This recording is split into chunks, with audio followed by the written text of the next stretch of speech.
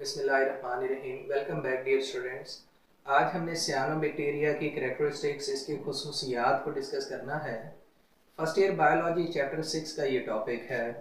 तो dear students, जो सियानोबैक्टीरिया है इसे मैक्सोफाइटा भी कहते हैं और ये फोटोसिंथेटिक बैक्टीरिया है, यानी ऑटोट्रॉफिक बैक्टीरिया है जो अपनी फूड खुद प्रिपेयर करने की सलाहियत रखता है, बिल्कुल वैसे जैसे plants photosynthetic light absorbing pigment की मदद से लाइट को एब्जॉर्ब करते हैं और फोटोसिंथेसिस करते हैं।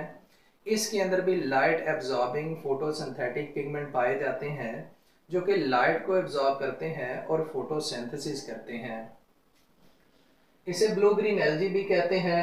ब्लू ग्रीन एल्गी इसलिए कहते हैं क्योंकि इसके अंदर पिगमेंट होता है फाइकोबिलिन। फाइकोबिलिन इसे ब्लू कलर देता है और क्लोरोफिल इसे ग्रीन कलर देता है। इसकी अपीयरेंस एल्गी लाइक है, इस वजह से इसे ब्लू ग्रीन एल्गी भी कहते हैं।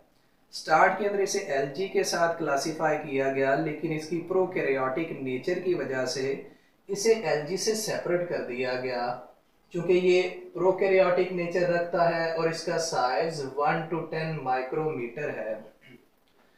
अब ये कॉलोनी की फॉर्मेशन करता है, यानी कॉलोनी इसके अंदर रहना पसंद करता है, इंडिपेंडेंट और अकेला नहीं रहता। और इसकी कॉलोनी के अंदर तमाम प्रोकैरियोटिक सेल इंडिपेंडेंट होते हैं, एक दूसरे के ऊपर डिपेंड नहीं करते। अगर कॉलोनी की बात करें तो हमारे पास इस तरह इंडिविजुअल प्रोकैरियोटिक सेल इस तरह अरेंज होना शुरू होंगे और आपस में मिलके एक कॉलोनी बनाएंगे और कॉलोनी के तमाम जो सेल्स हैं एक दूसरे के ऊपर डिपेंड नहीं करेंगे।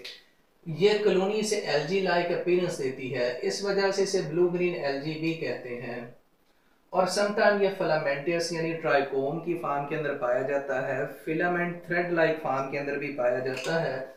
अगर हम ट्राइकोम को ड्रॉ करने की कोशिश करें तो इंडिविजुअल सेल आपस में कंबाइन करते जाएंगे और कंबाइन करके इस तरह की एक लंबी चेन बनाएंगे। इस चेन को हम ट्राइकोम या फिलामेंट कहते हैं। और उसके बाद इसके अंदर फ्लैजेला मौजूद नहीं होते और इसकी जो सेल वॉल है ये ग्राम नेगेटिव टाइप है। ग्राम नेगेटिव और ग्राम पॉजिटिव इनके इससे प्रीवियस लेक्चर के अंदर भी हमने डिस्कस किया था। ग्राम नेगेटिव सेल वॉल वो होती है जो थिन होती है, सेफ्रनिन की वजह से ये पिंक कलर शो करती है। इसके ऊपर हमने एक लेक्चर प्रीवियसली भी रिकॉर्ड किया था जो कि इस चैनल के ऊपर अपलोड है, आप उसे देख सकते हैं।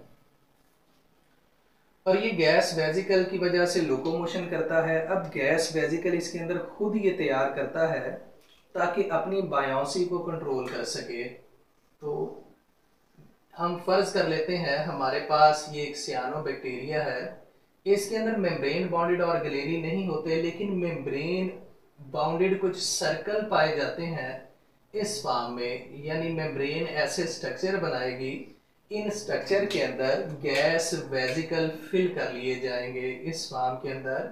और जब गैस वेजिकल यहाँ से रिलीज होते हैं तो ये प्रोकैरियोटिक सेल आगे की जानिब मूव करता है। तो चूंकि इसके अंदर गैस एयर है और ये अमूमन वाटर बॉडीज के अंदर सियानोबैक्टीरिया पाए जाते हैं, जोहड़ में, तालाबों में, जो अमूमन हमारे पास वाटर कोर्सेज नालियाँ जिन्हें आप कहते हैं उनके अंदर पाए जाते हैं। ये गैस बबलिंग में फिल होते हैं, इनकी डेंसिटी कम होती है जिसकी वजह से ये वाटर के ऊपर आना शुरू हो जाते हैं और हमें वो वाटर ऊपर से ग्रीनिश नज़र आता है, जिसे वाटर ब्लूम भी कहते हैं। यानी ये गैस बबल इसकी मायोसी को भी कंट्रोल करते हैं। ये ग्लाइडिंग भी करता है, यानी मोबिलिटी, मोबिलाइजेशन या अपनी लोकेशन को चेंज करने के लिए ग्लाइड करता है। अब ग्लाइडिंग करने के लिए म्यूसिलेज लाइक स्लिपरी मटेरियल इनके ऊपर मौजूद होता है जो कि ट्रांसपेरेंट इन नेचर होता है। ये इस फॉर्म के अंदर इनके ऊपर मौजूद होगा ऐसे स्लिपरी मटेरियल म्यूसिलेज लाइक इनकी सारी चेन को कवर करेगा, जिसकी वजह से ये ग्लाइड करते हैं और इस म्यूसिलेज को हम स्लाइम कहते हैं। और ये स्लाइम आप ऑब्जर्व कर सकते हैं अपनी प्रैक्टिकल लाइफ के अंदर भी। सम टाइम जब हम किसी जगह पर जा रहे होते हैं या वॉक करते हैं तो रास्ते में जो हैंड पंप्स होते हैं, हम पानी पीने के लिए उन्हें जो है वो पुश करते हैं या उनकी आगे तरफ पाँव बढ़ाते हैं तो पाँव जैसे ही वो नीचे पड़ता है हमारा पाँव फिसल जाता है, क्योंकि वहाँ पर सियानोबैक्टीरिया की एक टाइप होती है ओसिलाटोरिया। ओसिलाटोरिया के अंदर म्यूसिलेज उसकी सारी बॉडी को कवर करती है, जिसकी वजह से वो नीचे से पैर स्लिपरी होता है, हम पाँव रखते हैं और हमारा पाँव आगे की जानिब स्लिप होता है। तो इस स्लाइम या म्यूसिलेज को हम वहाँ भी ऑब्जर्व कर सकते हैं। इनके अंदर फोटोसिंथेटिक पिगमेंट्स होते हैं जैसे कि क्लोरोफिल ए और फोटोसिस्टम 2। फोटोसिस्टम 2 हमने नॉन साइक्लिक फास्फोराइलेशन के अंदर भी डिस्कस किया था, जिसे जी स्कीम कहते हैं। ये लाइट को एब्जॉर्ब करता है, लाइट को एब्जॉर्ब करने के बाद इलेक्ट्रॉन को एक्साइट करता है, इलेक्ट्रॉन एक्साइट होने के बाद ग्राउंड स्टेट की तरफ आते हैं, एनर्जी को रिलीज करते हैं जो कि एटीपी बनाने में इस्तेमाल होती है। एक्सेसरी पिगमेंट जिसे फाइकोबिलिन कहते हैं वो भी इसके अंदर पाया जाता है। फाइकोबिलिन की दो टाइप्स हैं, फाइकोअरिथ्रिन और फाइकोसाइनिन। फाइकोअरिथ्रिन रेड पिगमेंट है, अरिथ्रिन का मतलब ही रेड होता है, और फाइकोसाइनिन ब्लू पिगमेंट है। यानी ये दो एक्सेसरी पिगमेंट फाइकोअरिथ्रिन और फाइकोसाइनिन इसके अंदर पाए जाते हैं। अगर फाइकोबिलिसोम की बात करें तो ये लाइट कैप्चरिंग कम्प्लेक्स है। ये थैलाकॉइड के ऊपर होता है। थैलाकॉइड हमने इससे प्रीवियस लेक्चर्स के अंदर डिस्कस किया था कि यूकैरियोटिक सेल के अंदर होता है, यानी क्लोरोप्लास्ट के अंदर होगा, लेकिन ये प्रोकैरियोटिक सेल के अंदर भी होता है। ऐसी मेम्ब्रेन्स जिनके ऊपर फोटोसिंथेटिक पिगमेंट्स होते हैं हम उन्हें भी थैलाकॉइड कह सकते हैं। तो इनके अंदर मेम्ब्रेन्स होंगी इस फॉर्म के अंदर, एक ये मेम्ब्रेन, उसके बाद दूसरी ये मेम्ब्रेन, इनके ऊपर सबसे पहले मौजूद होता है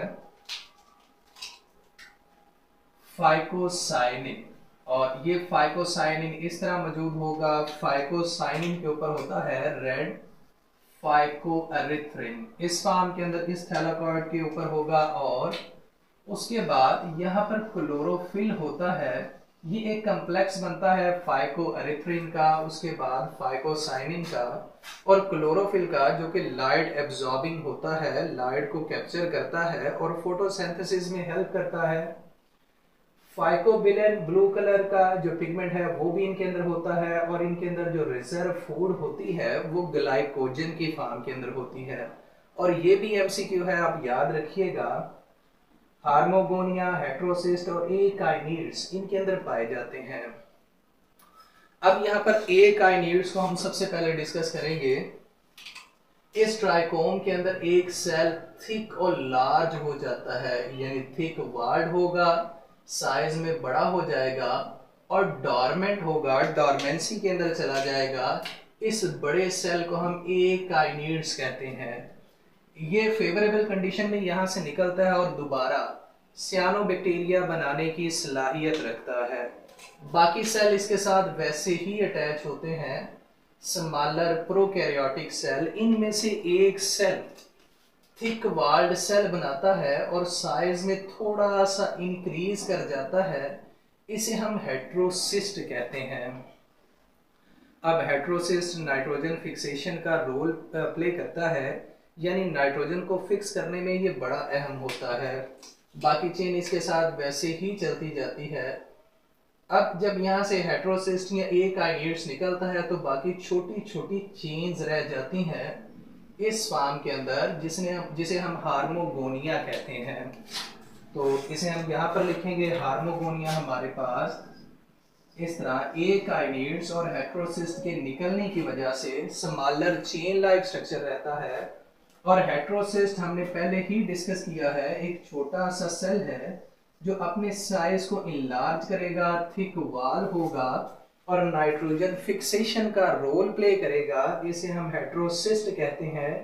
ए काइनेट्स हमने डिस्कस किया था, चेन के अंदर एक सेल अपना साइज इंक्रीज करता है और इंक्रीज करने के बाद थिक वॉल्ड सेल बनाता है जो कि डॉर्मेंट इन नेचर होता है। इसे ए काइनेट्स कहते हैं, जो कि दोबारा सियानोबैक्टीरिया बनाने की सलाहियत रखता है।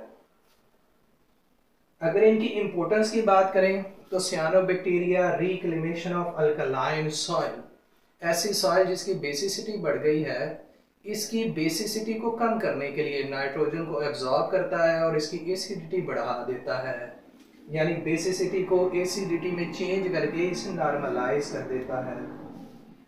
ये लाइकन भी बनाता है, फंजाई और सायानोबैक्टीरिया आपस में मिलते हैं, लाइकन बनता है। लाइकन बड़ा हार्डी होता है, ये बेयर रॉक्स के ऊपर ग्रो करता है और उसे फर्टाइल सॉइल के अंदर चेंज करता है, और इसे हम सक्सेशन के अंदर भी डिस्कस करेंगे, जिसमें हम देखेंगे कि बेयर रॉक्स के ऊपर लाइकन ग्रो करती है और इन बेयर रॉक्स को फर्टाइल सॉइल के अंदर चेंज कर देती है।